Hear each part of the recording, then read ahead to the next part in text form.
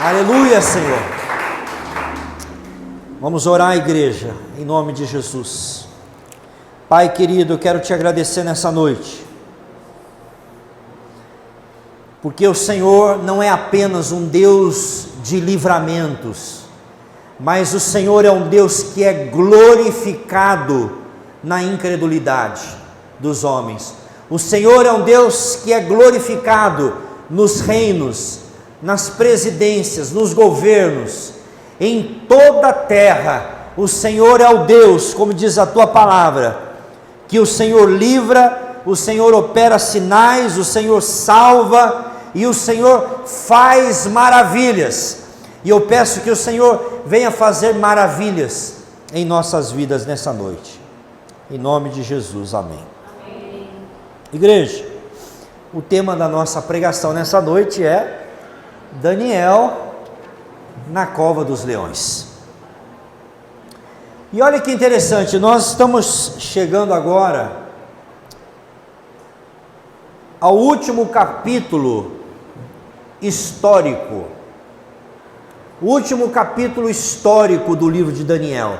O livro de Daniel são 12 capítulos. Se você leu aí, o Mauro mandou o pau, aí leu toda a Bíblia, né? O livro de Daniel todo, não sei se alguém mais aqui leu, são só 12 capítulos. Essa é a última narrativa histórica. Não vai ter mais Nabucodonosor, não vai ter mais histórias de ninguém preso, ninguém jogado na fogueira, porque a partir da semana que vem nós vamos entrar na parte profética do livro de Daniel. Então até o capítulo 6 foram eventos históricos, esse aqui é o último. Depois nós vamos entrar na coisa profunda, na coisa da profecia, dos mistérios, daquilo que Daniel falou sobre a vinda de Jesus, sobre o livro do Apocalipse. O livro de Daniel já é um preparo para você entender o livro do Apocalipse. Se você não entender Apocalipse, se você não entender Daniel, dificilmente você vai entender o livro do Apocalipse. Calma que um dia a gente chega lá. O texto nos conta, voltando aqui para o nosso texto, que Daniel foi promovido. Esse novo rei que entrou, o rei Dário, pertencia a uma outra dinastia, né? Ele era da dinastia dos Medos e Persas, né? A fusão aí dos Medos e dos Persas. E o sistema de governo era diferente. No governo de Nabucodonosor, ele era o líder principal e ele falava e acabou. Esse aqui não. O reino de prata é diferente do cabeça de ouro. Esse aqui, ele constituiu 3 presidentes, que fossem como que 3 governadores, vamos dizer assim, 3 presidentes. E aí ele tinha mais ou menos 120 sátrapas, ou, como diz na minha Bíblia aqui, príncipes ou governantes, tá? Então funcionava o seguinte: esses 120 sátrapas prestavam conta, eles eram responsáveis por diferentes jurisdições, que prestavam conta para esses 3 presidentes, que um deles inclusive era Daniel, e esses 3 presidentes prestavam conta de tudo para o imperador, que era o Dário aqui, ok? Só que esse Dário gostou muito de Daniel. É importante você se lembrar que Daniel estava mais ou menos com 80 anos, estava na casa dos 80 quando ele foi jogado na cova dos leões. Ele entrou no Egito com 15 anos, 14 anos, agora ele está com seus 80 anos. O mundo está passando, todos os reis estão passando, como diz a Bíblia, o mundo passa, bem como a sua concupiscência, mas aquele que faz a vontade de Deus permanece. Daniel já está com 80 anos, ele está vendo rei entrando, reino saindo, gente entrando, gente saindo, mas ele permanece fiel, e ele tem cumprido o propósito de Deus. E o rei viu, o texto da Bíblia diz, se você está com a sua Bíblia, no versículo 3, que Daniel sobrepujou em excelência. O rei viu que ele era um cara diferente. E ele disse assim: então eu vou colocar Daniel como o maior de todos. Então, no reino desse persa, Daniel seria então o segundo no comando, um primeiro-ministro, vamos dizer assim. Lembre-se que o Império Babilônico caiu, ok, gente? Caiu o Império Babilônico, caiu a cabeça, e agora é o peito e os braços de prata.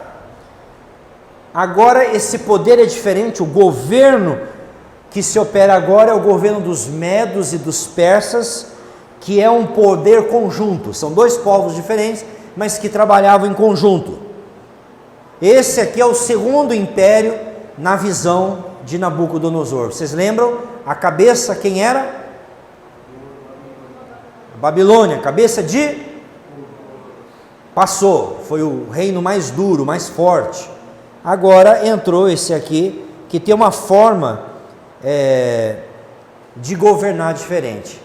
E o nosso texto diz então, que quando o rei Dário colocou Daniel, quis colocar Daniel como o primeiro-ministro, o representante de todos, isso gerou uma inveja no coração dos outros.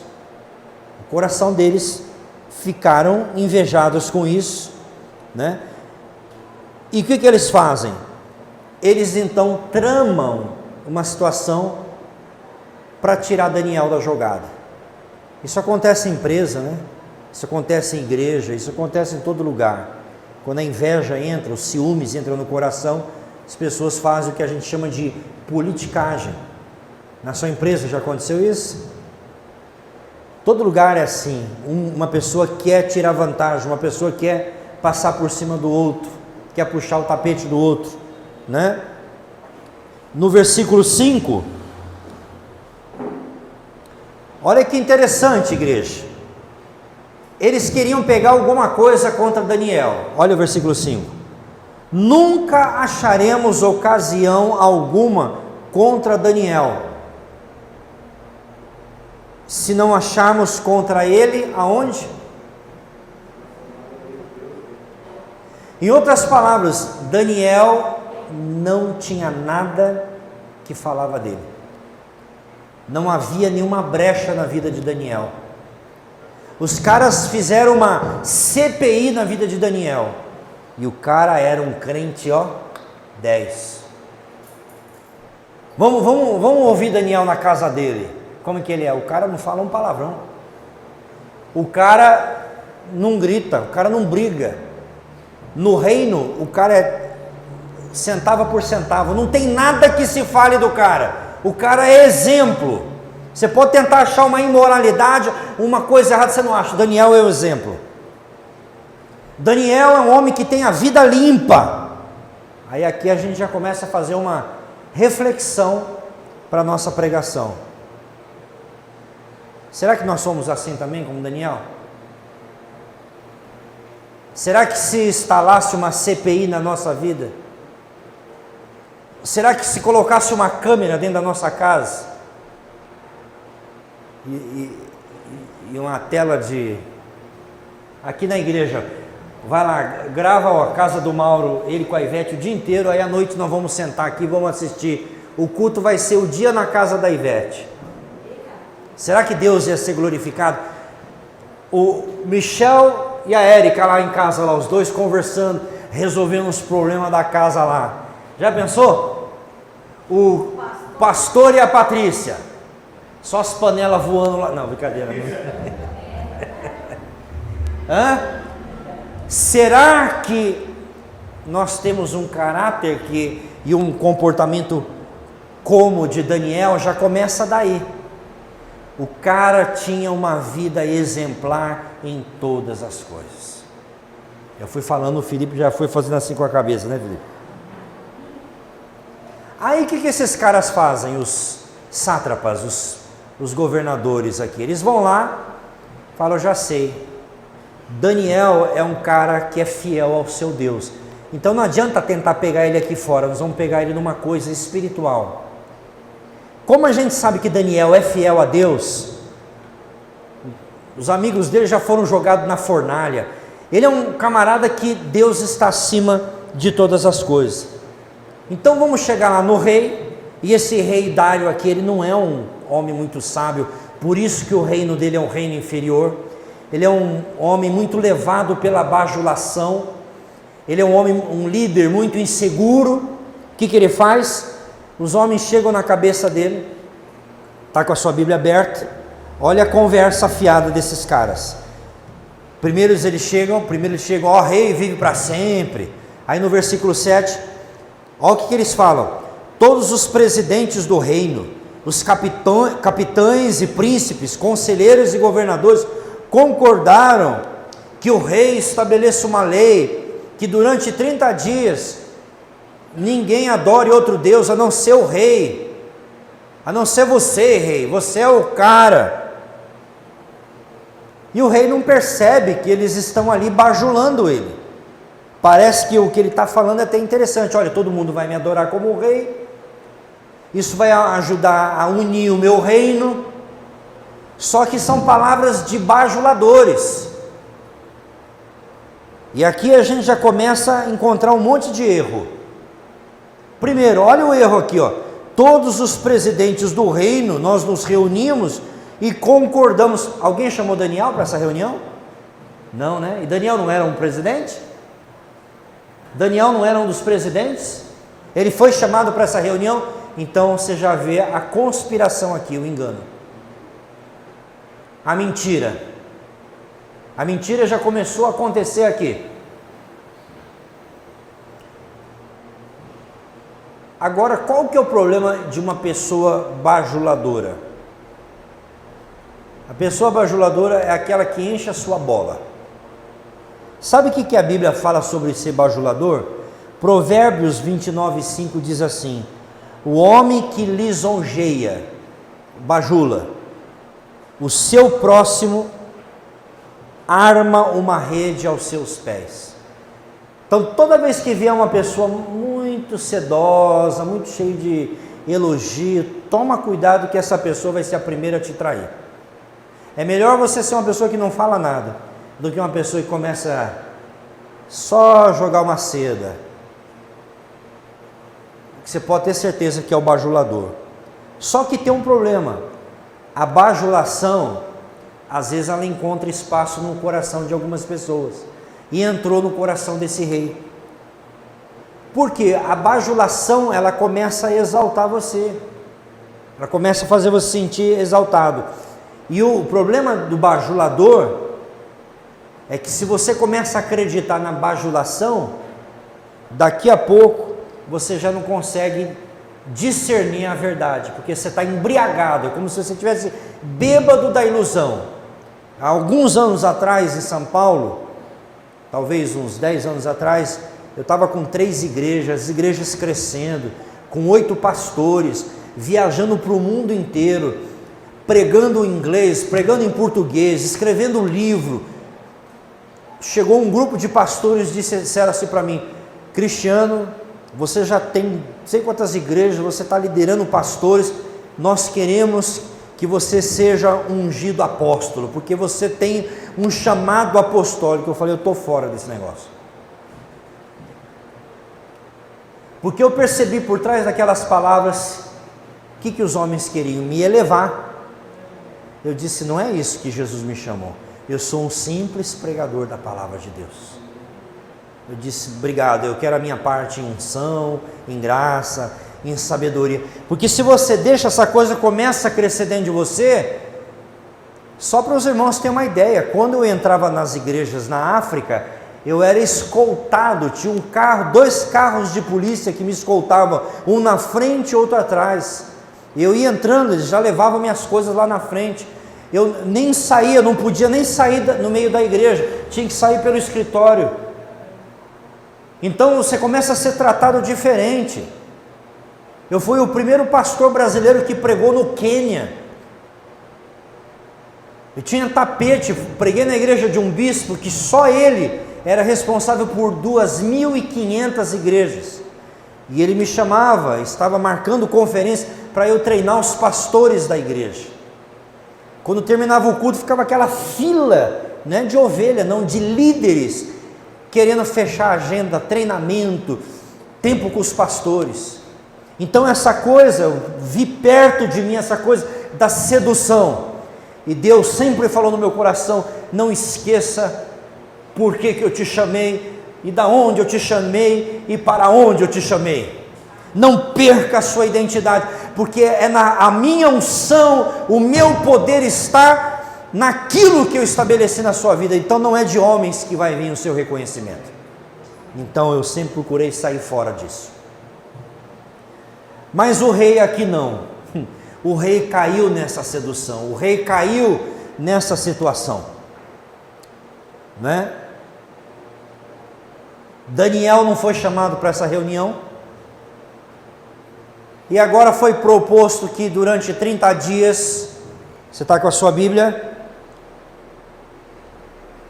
O rei confirma essa ordem no versículo 8, ele assina esse edito que ele não pode revogar, a lei dos medos e dos persas, você não pode voltar atrás, senão os caras podem até tirar o rei do poder. Versículo 10, e agora aqui onde eu começo a pregar minha mensagem para vocês. Daniel, pois, quando soube do edito que estava assinado, o que ele fez? Ele entrou na sua casa, entrou no seu quarto, que tinha a janela voltada para Jerusalém, para a cidade dele, né? E 3 vezes no dia punha-se de joelho e orava, dava graças diante de Deus, como também antes costumava fazer. Então aqui Daniel está diante de um dilema. Se eu desobedecer o rei, eu vou ser morto. Se Daniel desobedecer o rei, ele vai ser morto. E se ele concordar com o rei, ele compromete a sua fé. Então, me salvo, mas comprometo a minha fé? Ou simplesmente faço o que o rei está dizendo, não oro, fecho a janela do meu quarto, fico quietinho aqui, fico um crente de boa aqui, e aí eu continuo vivo. Daniel estava diante dessa situação. Ele teve que fazer uma escolha: morreria como homem de Deus, ou ficaria vivo e negaria o seu compromisso com Deus. Daniel sabia que essa lei era irrevogável, que se ele desobedecesse o decreto do rei, ele seria morto. O que a gente aprende dessa história, igreja? 3 lições eu quero deixar para você aqui. Primeira coisa, vamos lá, versículo 10. Quando Daniel ficou sabendo desse decreto, diz aqui o verso 10, que Daniel, quando soube do edito que estava assinado, ele entrou na sua casa, a sua janela estava aberta lá para Jerusalém, e 3 vezes no dia se punha de joelhos, orava, dava graças diante do seu Deus, como também antes costumava a fazer. Versículo 11, então aqueles homens foram juntos e acharam Daniel orando e suplicando diante do seu Deus.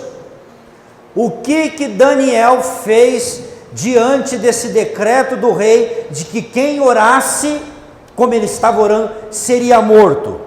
O que ele fez? Daniel não fez absolutamente nada.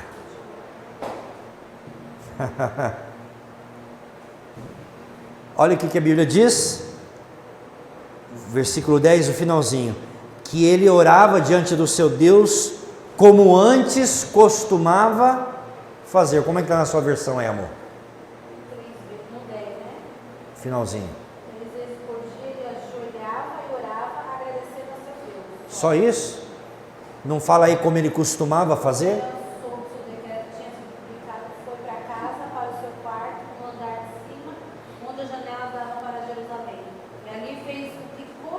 O que costumava, é isso aí. O que costumava fazer. Em outras palavras, o rei dá um decreto que ele pode perder a cabeça dele. Sabe o que ele fez? Continuou vivendo a vida dele. Daniel não entrou em desespero. Sabia que podia morrer. Ele não entrou em desespero. Não ficou deprimido. Não ficou preocupado. Ele fez o que estava acostumado a fazer. Em outras palavras, Daniel não mudou a sua rotina de vida. Ele não mudou o seu comportamento. Agora vamos ser franco aqui. Se fosse você lá, eu.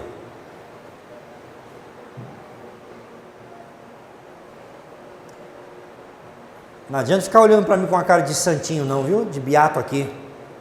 Aqui no culto vocês têm uma cara de santinho que vocês não imaginam, assim, tudo anjinho. Até a Miquele fica com cara de anjinho aqui. Eu tenho certeza, quando você pensasse nos seus filhos, quando você pensasse na sua casa, eu tenho certeza que a maioria de nós ficaria apavorado com uma lei dessa. Mas a Bíblia diz que Daniel continuou as suas atividades. Daniel continuou firme, calmo, ele não se alterou em nada. As circunstâncias da vida de Daniel mudaram, tudo mudou, mas ele continuou firme no seu propósito como o homem de Deus. Daniel não deixou de fazer aquilo, as suas atividades, o seu devocional. Ele não deixou que nada abalasse ele dentro do seu propósito. Ele agiu de acordo com a sua fé. Você deve estar aí pensando, pastor, como é que a gente faz para ser igual ao Daniel? Fala a verdade, esse cabra foi macho, esse aqui foi porreta. O rei decretou, os espias tudo lá olhando, os caras estão olhando para ele lá.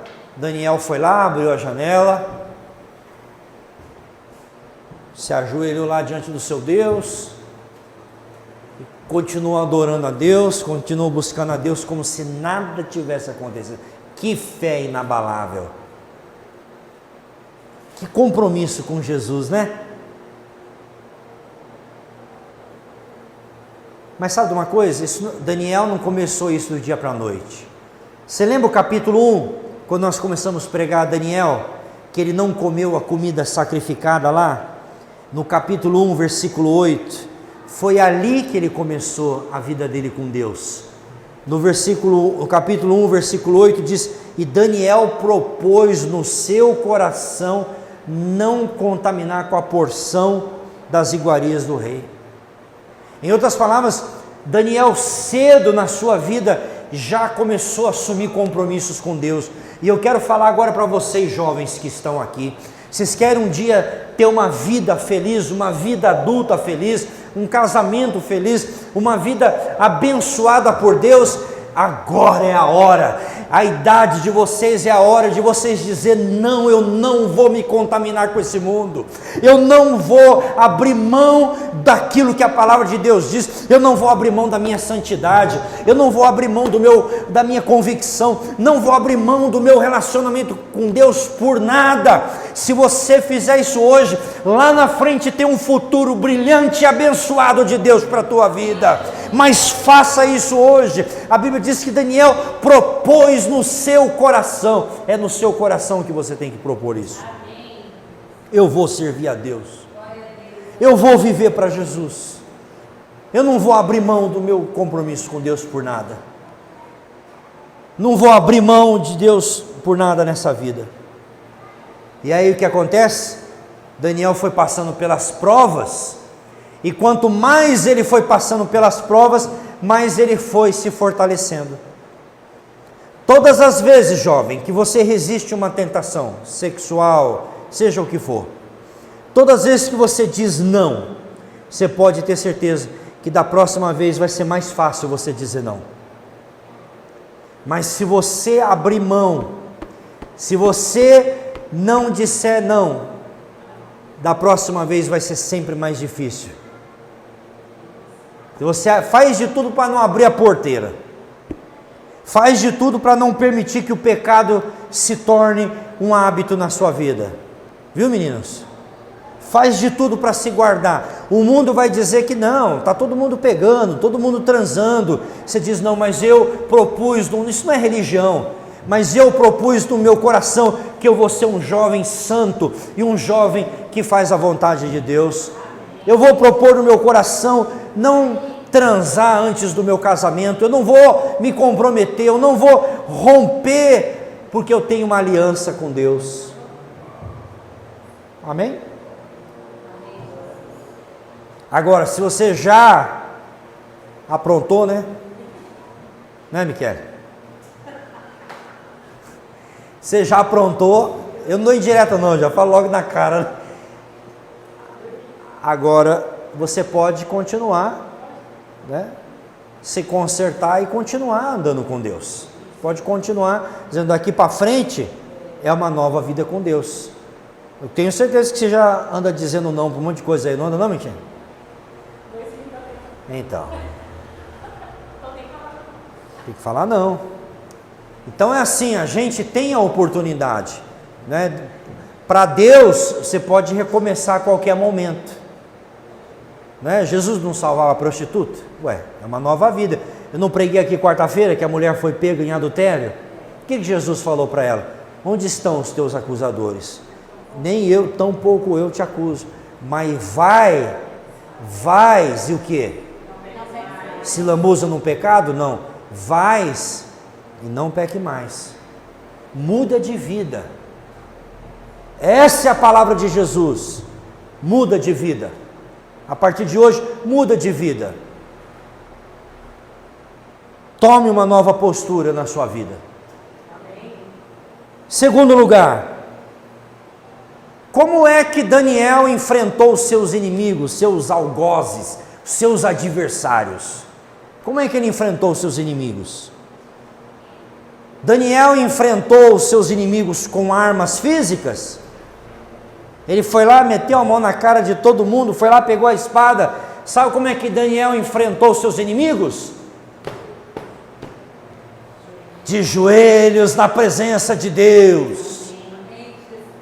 Os caras estão tramando, os caras estão conspirando, os caras fizeram reuniãozinha de porta fechada para queimar Daniel, para queimar o filme de Daniel, para destruir Daniel. E o texto diz que Daniel, versículo 11, se achava orando e suplicando diante do seu Deus. É assim que nós batalhamos. Sabe como que a gente fecha a boca do caluniador? Não é refutando ele, não é mandando mensagem de desaforo, é dobrando o joelho, porque enquanto estão falando de você, você está dobrando o joelho, o Espírito de Deus está indo lá e desmascarando. Deus luta. Sabe o que eu aprendi na minha vida? Que eu não preciso me defender, há um Deus que me justifica.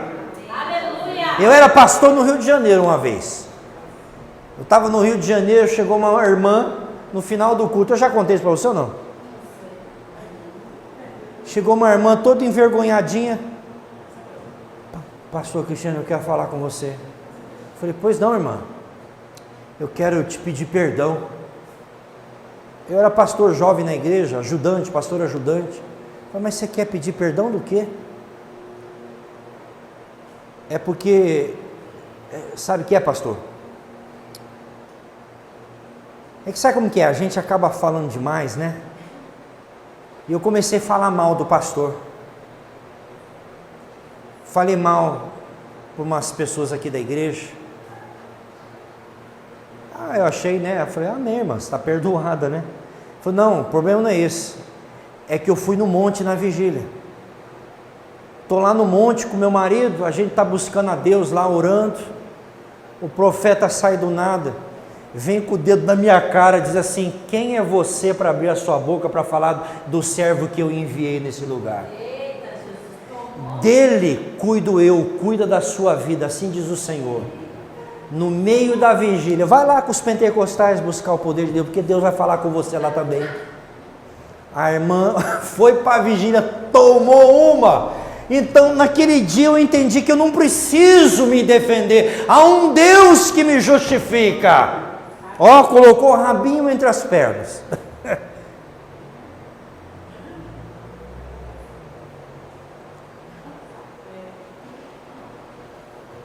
Você percebe aonde que o homem e a mulher de Deus tomam suas decisões? Não é aqui, ó, afrontando, xingando. O homem e a mulher de Deus tomam suas decisões de joelho. É joelho no chão. Daniel falou, se essa potestade dos infernos, se esses endemoniados estão querendo destruir o propósito de Deus, eu vou cair de joelho na presença de Deus, e Deus vai mover todas as coisas. E quer saber de uma coisa? Deus até permitiu que Daniel fosse colocado na cova dos leões, e que o rei não livrasse Daniel. Sabe por que Deus não deixou o rei livrar? Porque o próprio Deus é que queria livrar Daniel. Não, eu não quero que o rei livre ele, eu vou fechar a boca do leão, eu vou justificar o meu servo. E Deus justificou Daniel. Pode dar uma salva de palmas para o Senhor, se tem crente aqui nessa igreja, aleluia. Agora, você já ouviu como que é murmurador? Você já ficou perto de uma pessoa murmuradora? Eu vou fazer uma ilustração aqui, como que é um murmurador. Um murmurador é assim, ó. Posso fazer, amor?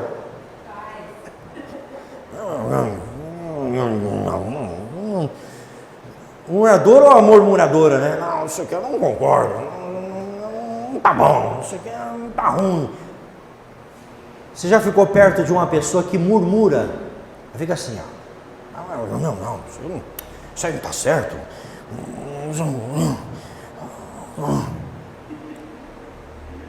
Às vezes eu me pego assim, minha mulher, nossa, que chatice, você fica reclamando. Aí eu tenho que perceber que eu estou exagerando na dose. E às vezes eu pego no pé dela também, né? É muito chato, o murmurador fica no seu ouvido. Homens e mulheres de Deus como Daniel, que tem o espírito de Daniel, aprende a levar os problemas a Deus em oração. Amém, amém, Jesus? Amém. Você vê aqui a oração de Daniel cheia de gratidão. Daniel está ali. Uma vez um crente chegou para o pastor e falou, pastor, eu vou sair dessa igreja. Aí o pastor disse para ele, fulano, mas por que assim? Você vai sair da igreja? O que está acontecendo? Não, porque essa igreja é muito carnal.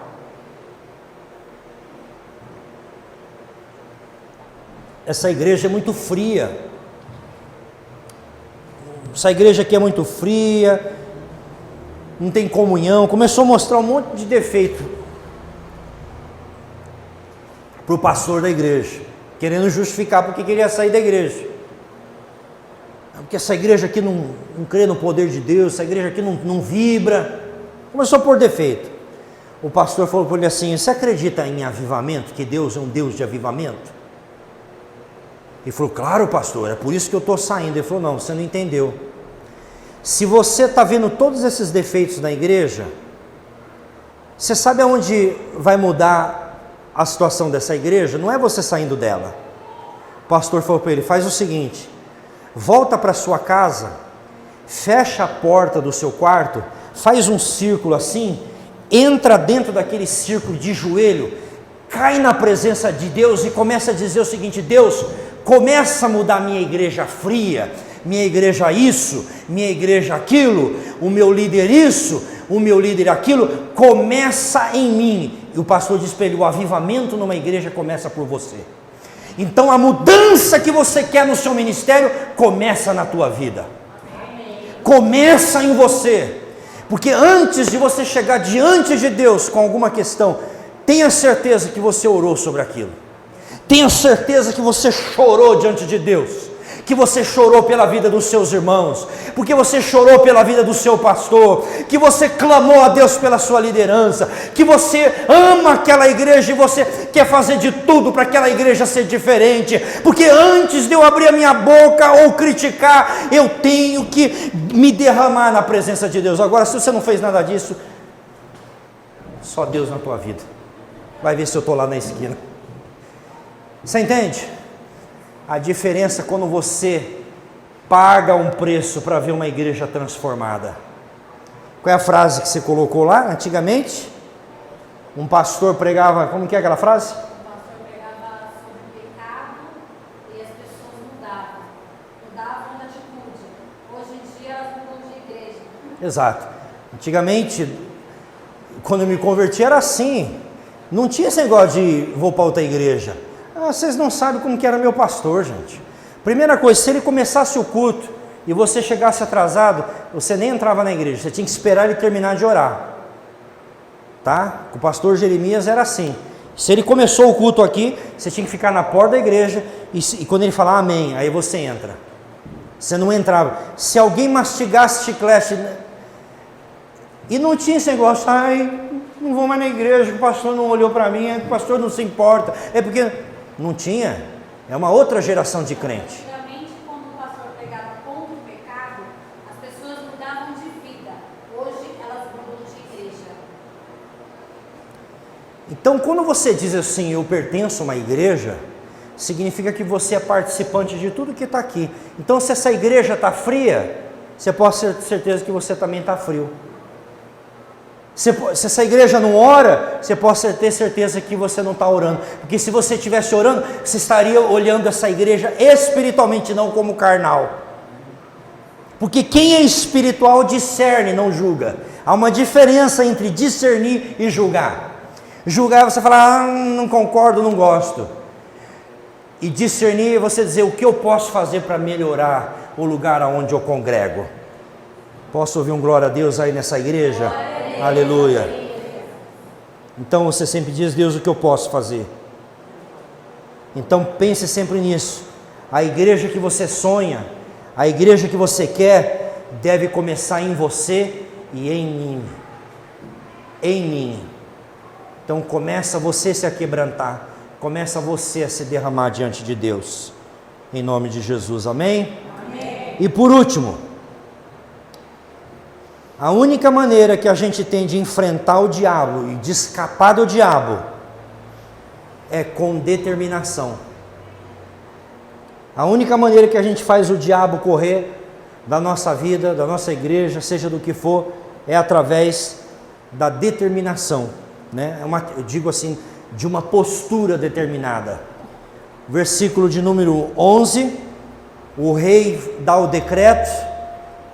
Vamos dizer aqui, esses caras que estão olhando Daniel, são tudo servo do capeta, estão fazendo de tudo para acabar com Daniel, querem a cabeça de Daniel, são servos do diabo.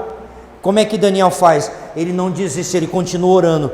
No versículo 16, o rei ainda fala, o teu Deus a quem tu continuamente serve, ele te livrará. Presta atenção, existe uma grande diferença entre o perigo físico e o perigo espiritual. Diga aí, perigo físico e perigo espiritual. Qual é a diferença? Daniel estava sofrendo um perigo físico, possibilidade dele morrer.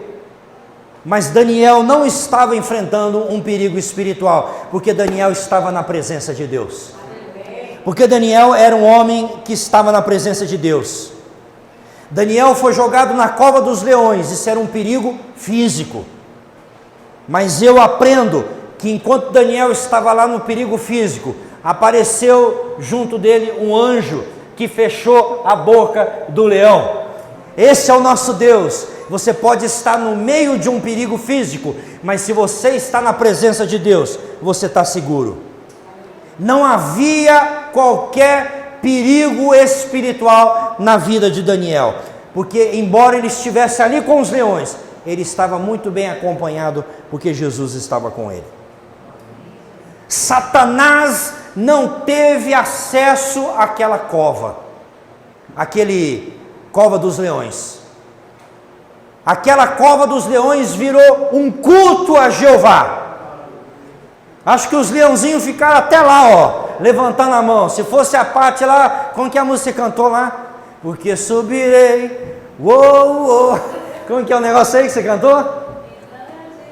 os leãozinhos tudo lá. O diabo falou, esses leões vão comer. Deus falou, que nada, está acontecendo maior vigília, porque a presença de Deus estava ali, a presença de Deus estava ali. Daniel não estava com cheiro de carne, os leões não comeram Daniel, porque ele não estava com cheiro de carne, ele estava com cheiro do Espírito.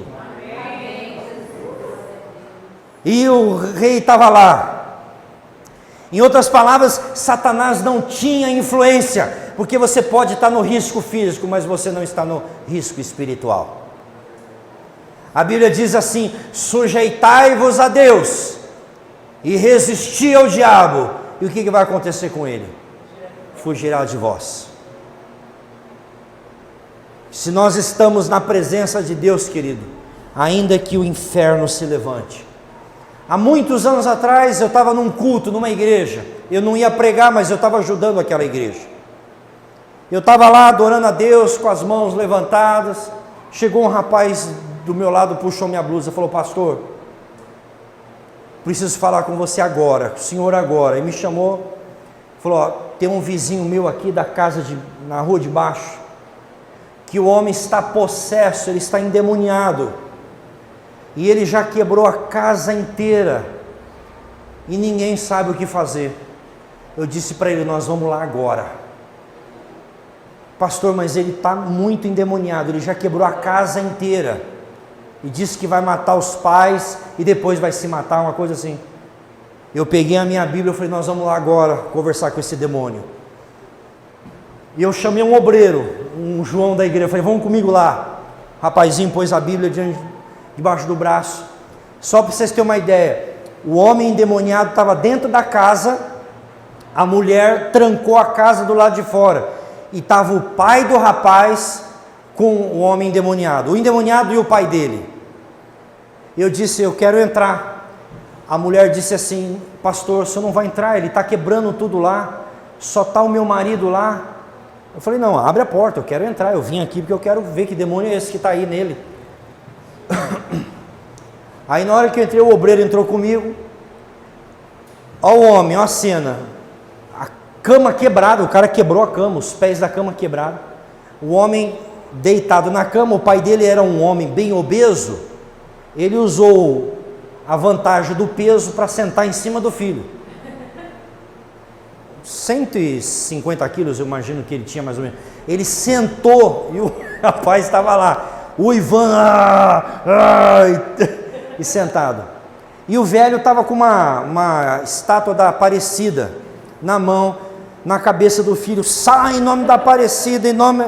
Aí eu olhei aquilo e falei: isso aí não vai sair não. Aí eu peguei e falei: faz o seguinte, fui lá nas costas do homem, falei: pode sair de cima dele, por favor?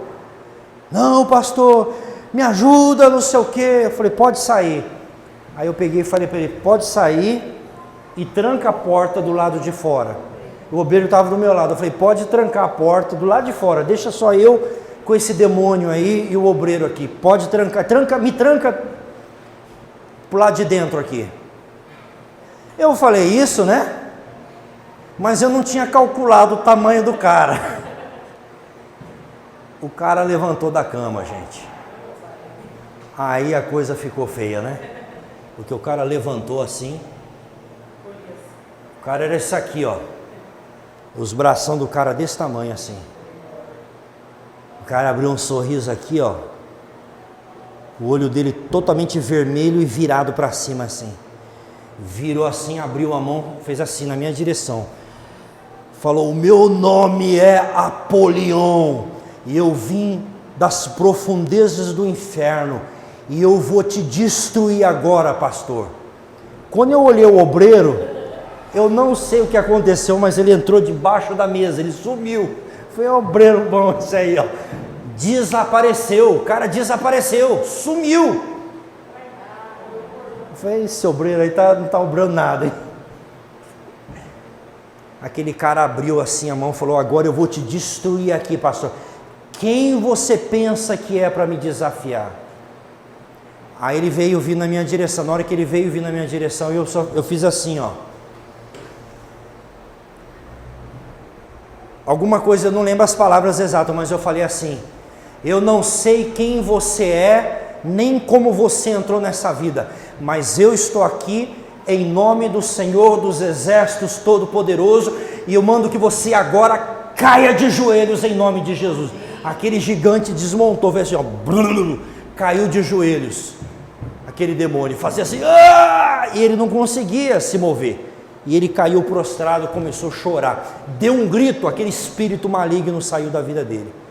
E começou a chorar igual uma criança, dizendo, o que aconteceu comigo? O que está acontecendo aqui nessa casa? Eu falei, você estava possesso e o demônio quebrou tudo isso aqui, mas maior é o que está aqui conosco do que com você. Eu falei, você precisa entregar a sua vida para Jesus. Ele disse, eu quero então Jesus, porque eu nunca mais eu quero ter essa sensação. Aí eu mandei abrir a porta, chamei o pai e a mãe, preguei o evangelho para toda a família. Amém. Por quê? Porque você tem que resistir ao poder das trevas. Eu sabia que não é o cristiano na sua estrutura física, mas eu sei em quem tenho crido, eu sei o Deus que eu sirvo, eu conheço esse Deus. Mas olha como o diabo veio, eu sou Apolion, e eu conheço a Bíblia. Apolion é o nome de um demônio que tem lá no Apocalipse. É uma potestade forte. Mas eu sirvo aquele que está acima de toda a potestade, de todo o poder, querido. E o demônio tem que calar, tem que correr em nome de Jesus. Amém. No dia seguinte voltei na casa dessa família, reuni toda a família, preguei o evangelho para eles novamente. E essa autoridade está na sua vida também, querido. Essa autoridade está no teu coração. Jesus falou que nós pegaríamos as serpentes. Jesus falou que nós daríamos, se eu fosse contar que eu teria a noite inteira contando histórias com possessão demoníaca, aqui no Brasil, na África, uma mulher que andava com correntes, eu teria aqui histórias e histórias. É porque eu não gosto de fazer do meu ministério um sensacionalismo.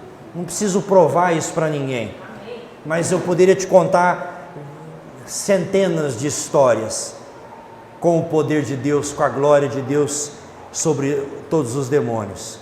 E a Bíblia então nos diz que Deus encontrou inocência no coração de Daniel.